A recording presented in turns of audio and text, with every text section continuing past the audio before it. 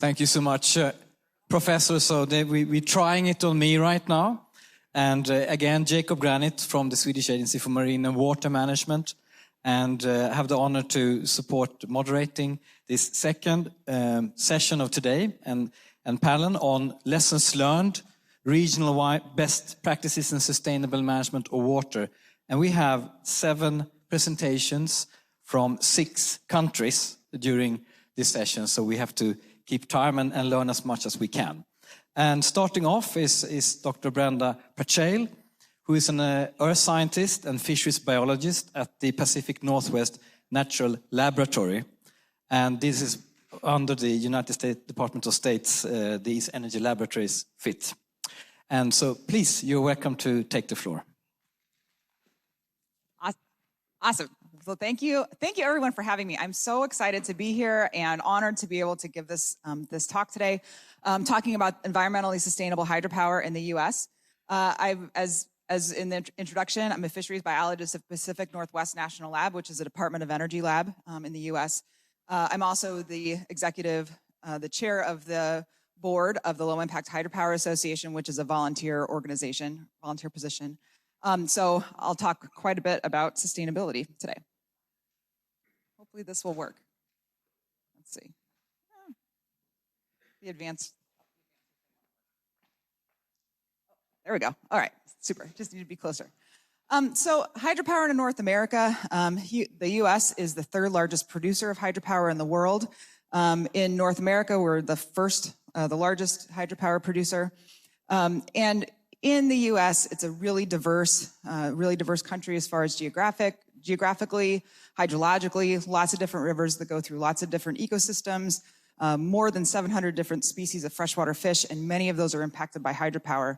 So environmentally sustainable hydropower in this country is really a challenge and needs to have a framework that still provides targets that are actionable while still being flexible enough to accommodate all of that diversity.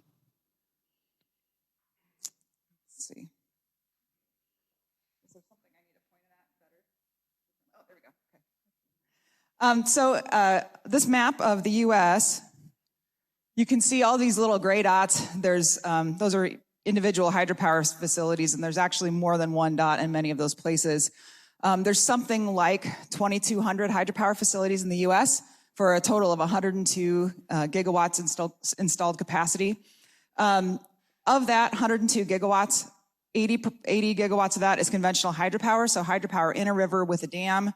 22 gigawatts is pump storage, and all of that is open loop pump storage, where you've got a pump storage facility generally associated with some sort of existing hydropower reservoir, and 3,900 megawatts of low impact certified hydropower. So all those blue dots on there are low impact certified. Hydropower accounts for 6% of total US electricity generation, and 29% of renewable generation overall. And so just kind of a visual of what that 6% of hydropower or of electricity generation looks like. This graph on the left, on the top you can see coal, and the gray for coal, we can see it's diminishing over time as we're retiring a lot of our coal plants. You could see natural gas in the navy blue, and natural gas right now is where you get most of our flexibility in generation. So when the sun goes down or goes behind a cloud or the wind dies down or quits blowing, we see natural gas will ramp up to accommodate for those increases in generation that are needed in the short term. Nuclear stayed pretty stable over time, and that's that maroon. And then that navy blue or the lighter blue down at the bottom is hydropower. So on the right graph, we see hydropower again in the blue on the bottom, but there's the rest of the generation. Wind now accounts for is the highest renewable generator in the U.S. Hydropower is slightly below that in generation, but you can see the other renewables just aren't not quite where hydropower is as far as generation capacity goes. So in the U.S. System of regulation, and also through various low impact standards that are voluntary, we have a number of mechanisms for addressing sustainability. And I guess luckily we have an ability to address environmental sustainability through our regulations. So the Federal Energy Regulatory Commission, they regulate our hydropower, most of our energy production in the United States. And there's several different targets that they have and different milestones that have to be met in that regulatory process to ensure that, you know, any environmental mitigation or environmental impacts that are there are also mitigated. The Low Impact Hydropower Institute that I'm part of, we also certify facilities as low impact, and this is a voluntary certification. There's some potential monetary incentives to the producers if they're low impact certified in certain states. I'll talk about that in a little bit too. And then there's also addressing environmental sustainability in federal facilities. We can do that through different mitigations that are also required. And so kind of as a counterpoint, you know, the FERC, Federal Energy Regulatory Commission, requires assessing these resource impacts and appropriate protection, mitigation, and enhancement measures. Low Impact Hydropower Institute provides a voluntary low impact certification standard, and in comparison to like the EU taxonomy, which is really kind of what I'll be comparing what we have today to understand, maybe do kind of a crosswalk of how the US compares to what the EU taxonomy does. Certainly, I'm excited about this taxonomy. I think it gives us a really great opportunity to learn and think about how we might improve hydropower sustainability in the future. There are a number of different ways, like I said, to address hydropower sustainability environmentally in the US. Again, we have somewhere around 2,200 hydropower facilities. This title is a little bit wrong. It says non-federal hydro is more numerous, but federal hydro produces more electricity, and that's not quite right. Federal hydro is a little bit less than non-federal. But you can see those non-federal facilities, there are 2,100 of them, lots of smaller facilities, 93% of the number of hydropower plants. 7% of them are the three different federal entities. But when we look at megawatt generation on the right, we see the federal facilities make up 40%, almost 40% of the megawatts, 40,000 megawatts for 49% of the generation. Non-federal is 51%. And when we think about those mitigations and environmental sustainability, that licensing process that the Federal Energy Regulatory Commission, or FERC, takes care of, we can really make a lot of headway on sustainability through those large number of facilities that are regulated by FERC. The federal process is a little different, and it's a little different for each individual agency that owns hydropower. But those big facilities, they can also do, that's where a lot of the big fish passage projects exist.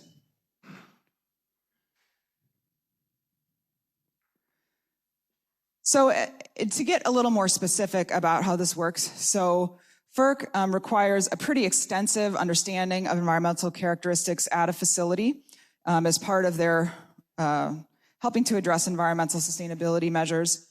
And that regulatory process, it has a number of different processes that plants can go through. Smaller facilities may be eligible in some cases to be exempt from the licensing process, although they still have to go through environmental review and address protection and mitigation and enhancement measures for the environmental impacts that are there. If it's a bigger facility and has to be licensed, they have to be relicensed every 30 to 50 years. And that process takes about 7 years, maybe a little bit longer. The process is designed to take, for relicensing, is designed to take 5.5 years. And so through those environmental reviews, it does take a little bit longer than designed just because of the extra rigor and the extra requirements that some states have. And in that regulatory process, they have to comply with the National Environmental Policy Act. It's, I think, probably the most similar thing that we have to like the European Water Framework Directive, where there's a number of resource categories where impacts have to be assessed, and I'll go through those in a minute too. For federal hydropower, although they don't go through that licensing process, they do still have to address or comply with the National Environmental Policy Act, or NEPA, we call it. So it still does address sustainability in that way. Non-federal hydropower, so these projects that are under the jurisdiction of FERC, they're involved in a licensing process or an exemption process that is participant-driven. So we'll have agencies, federal, state, tribal agencies, we'll have environmental non-governmental organizations. They'll be involved in this licensing process, and they'll come to the table together, they'll negotiate the impacts, they'll negotiate the mitigations, And of course, like I'm an ecologist, there's lots of ecologists in this room. As ecologists, we can really enumerate lots of impacts of hydropower, but in the case of licensing, those impacts are negotiated because it has to be impacts that are mitigated are ones that have to have some project nexus. They're caused by operations of the plant, and they don't go back to, they're not looking to address any mitigation or any impact that is from before the facility was there, if it's a already licensed facility or already existing facility.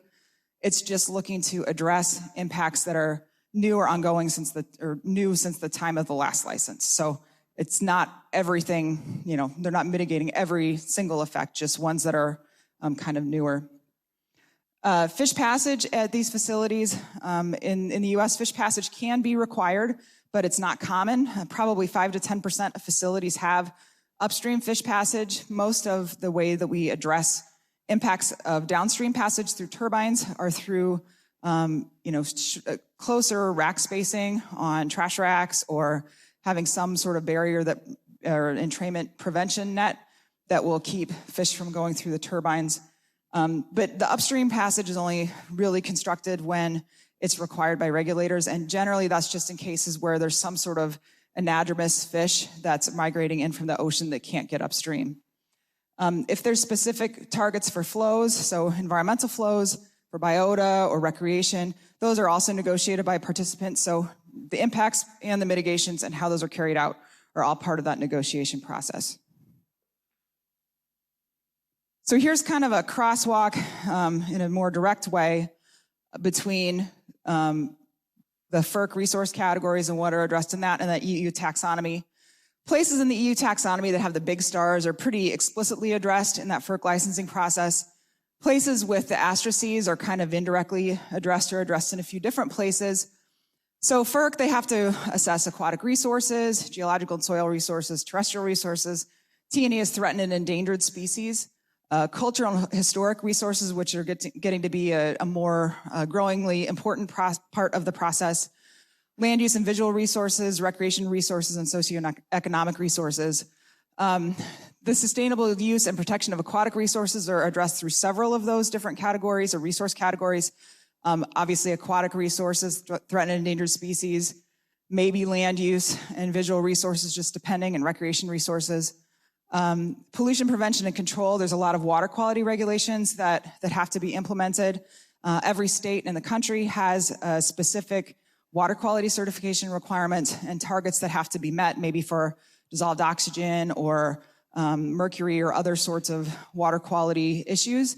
And they have to have, in order for the project to be licensed, the hydropower project to be licensed, they have to get a water quality certificate from the state that addresses pollution. Protection and restoration of biodiversity and ecosystems is also dealt with through several of those categories, aquatic resources, et cetera. The transition to circular economy, that's really kind of a harder one to address, but in that NEPA process, there'll be pieces sometimes that will look at maybe construction or sorts of ongoing maintenance issues at the project, making sure that waste is dealt with appropriately. Climate change mitigation is something that we're starting to edge towards more in the US, and it can be addressed in several of those categories in the FERC process, but not explicitly anywhere, at least not yet. I would probably expect to see that it's going to be addressed through like aquatic resources and some of those different resource categories probably individually rather than ever really being explicit, because it can be handled there. Climate change adaptation right now, we don't really address at all. There's not a lot of room for, at least currently, adaptation in the FERC process.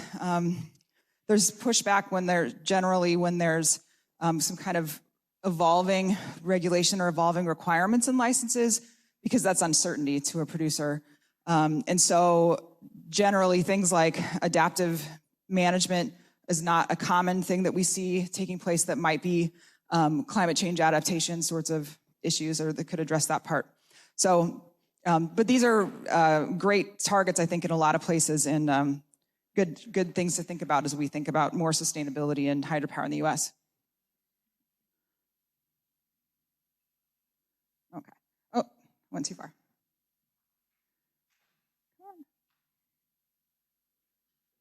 Okay, there we go. Just a note on this about pump storage hydropower.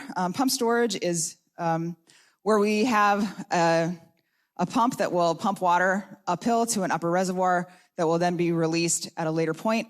Pump storage is also regulated by FERC, and right now it's regulated by the same processes, same criteria that conventional hydropower is. In the case of, and right now in the US, we have, I think 22 gigawatts of open loop pump storage and no closed loop pump storage. There's between 50 and 100 projects that are going through that regulatory licensing process right now for closed loop hydropower. And so we're really thinking about how are we going to be addressing what are those, what's that process going to look like? What's that environmental review process going to look like? And it certainly has to be different because these are off-channel facilities. So we're kind of doing some thinking. We've been actually a project that I'm involved with right now, we're looking at the environmental impacts of closed loop, and we're reading a lot of environmental impact statements, and we really don't have a lot of information on that yet. But the process, because it's pretty broad for the FERC licensing process, it does help to address most of those impacts. Oh, shoot. All right. As far as Low Impact Hydropower Institute certification, this is the one low impact certification we have for hydropower in the US. And the LEHI certification process is really heavily based or leverages that FERC licensing process. And so a lot of the requirements and targets that are part of the LEHI certification are things that a licensee would, or a certificate applicant would already have from that FERC process. So things like water quality targets or water quality certifications, those are all part of that LEHI certification process, and they'd already have that from FERC, or from the FERC licensing process. Only certain types of facilities are eligible for certification in the LEHI process, and these facilities include facilities that did not involve construction of a new dam or diversion that was built after August of 1998, so that's quite a few years ago now. Retrofitting non-powered dams with turbines may be eligible, just depending on how, what that exact process is. And new facilities constructed within an existing diversion are also not applicable, or may be applicable, or eligible, facilities that are not eligible include those at dams that are recommended for removal by a resource agency. So if a state or federal natural resource agency says this dam really needs to come out, that would be the best way to mitigate these impacts. They can't get certified. Pump storage hydropower at this time is not certified. Generally, this is the case because pump storage is a net energy consumer, and generally would be, at least historically, was using fossil generation in order to pump water uphill. As we move into this new renewable energy future, renewable energy storage is something that we're really needing a lot of. And so pump storage hydropower we can envision is going to be storing a lot of renewable energy and will become a renewable energy solution. So as that landscape is changing, we're starting to revisit some of those, or at least rethink about some of those standards. Hydropower located out of the US is not eligible currently. Right now we're working with the International Hydropower Association. We have a memorandum of understanding with them to kind of explore a joint standard. And facilities in marine environments or that use marine hydrokinetic technology are also not eligible for low impact certification. And hydropower facilities that meet these requirements and apply can be issued a LEHI certificate that may be required to sell electricity on a renewable energy market, but that just depends on the individual state. Right now, there's 6 states out of the 50 that require some form of enhanced environmental measures or specifically LEHI certification in order to sell hydropower on renewable energy markets.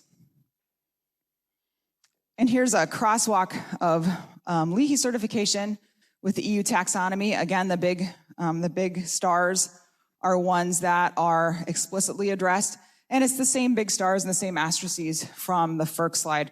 And largely this is because, again, the LEHI process is really based on leveraging that information that hydropower facilities need to have from that FERC licensing process.